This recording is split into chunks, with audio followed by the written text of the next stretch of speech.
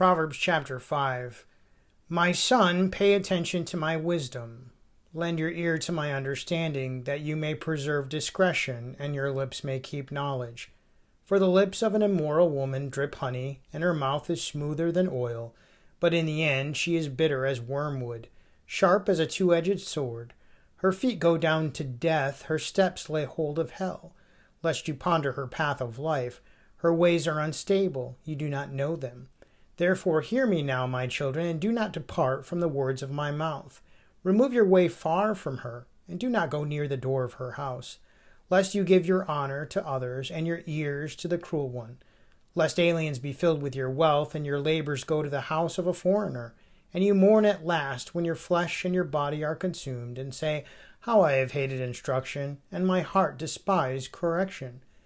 I have not obeyed the voice of my teachers, nor inclined my ear to those who instructed me. I was on the verge of total ruin in the midst of the assembly and congregation. Drink water from your own cistern, and running water from your own well. Should your fountains be dispersed abroad, streams of water in the streets? Let them be only your own, and not for strangers with you. Let your fountain be blessed, and rejoice with the wife of your youth. As a loving deer and a graceful doe, let her breast satisfy you at all times, and always be enraptured with her love. For why should you, my son, be enraptured by an immoral woman, and be embraced in the arms of a seductress? For the ways of man are before the eyes of the Lord, and he ponders all his paths. His own iniquities entrap the wicked man, and he is caught in the cords of his sin. He shall die for lack of instruction, and in the greatness of his folly he shall go astray. Look with me at verse 15. It says, drink water from your own cistern. Now there's a phrase that we would use in our culture today that's similar to this. We would say the grass is always greener on the other side. I think what Proverbs is trying to get our attention on right here is that there's many times that we consider what our neighbor has or what someone else has, whether it's an ability, whether it's a relationship, whether it's a physical object that they own. We look at their lives and we say, you know what? Things would be so much better if I had their life instead of the life that I have right now. And God wants us to realize that he gave us the life that we have for his purpose.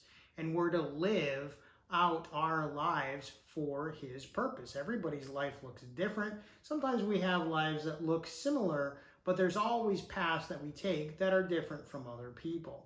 Now here, as we're invited to drink from our own cistern, in a sense, we're to live in our own life and enjoy whatever it is that God has given us.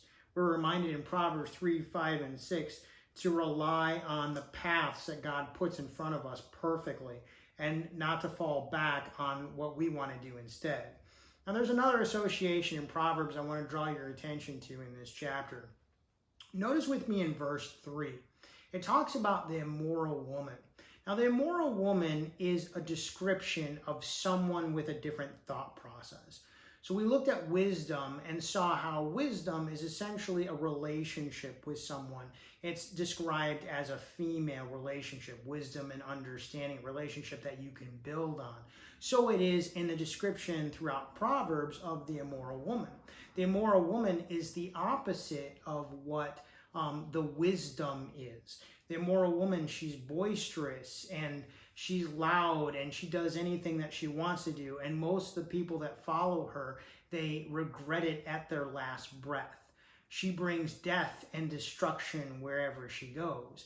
And the Proverbs, throughout Proverbs, it warns us to stay away from the immoral woman because of the things that she brings. So we instead are invited to have the relationship with wisdom, to seek wisdom, and to stay away from the understanding and the attitude of the immoral woman. Again, the opposite of wisdom.